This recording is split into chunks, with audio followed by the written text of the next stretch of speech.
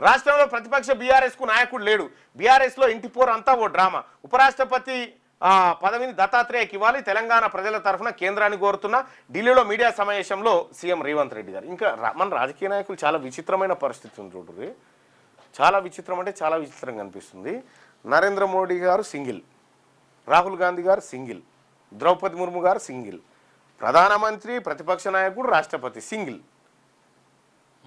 వీళ్ళు ఒంటరిగానే ఉంటారు. రాహుల్ గాంధీకి మ్యారేజ్ కాలే, నరేంద్ర మోడీ గారిది చిన్నతనం లేదు అయింది అయిపోయింది, ముర్ము గారికి అయినట్టుంది కానీ భర్త లేడు పాపం. అంటే అంటే రాజకీయాలు చేయాలంటే ఇది ఒక అర్హత లెక్క మారిపోయింది. రాజకీయాల పైన ఫుల్ టైం కేటాయించవచ్చు. సొంత వాళ్ళ ఫోన్ల ట్యాపింగ్, దానికన్నా ఆత్మహత్య చేసుకోవడం మేలు. ఇంత చేసి సాధించింది ఏంటి? ఉద్యోగమే ఊడింది కదా. మీడియాతో చిట్చాట్లో సీఎం రేవంత్ రెడ్డి. రేపు కేబినెట్ పెట్టి బీసీల 42% రిజర్వేషన్ల ఆర్డినెన్స్ స్థానిక ఎన్నికలపై చర్చించే అవకాశం ఉందట. ముఖ్యమంత్రి గారు మీరు 42% రిజర్వేషన్ తీసుకురావడానికి నాకు బీసీల మద్దతు కావాలని చెప్పు. తీసుకురావడానికి అంతే, తీసుకురాకుండా ఓట్లేయడానికి కాదు.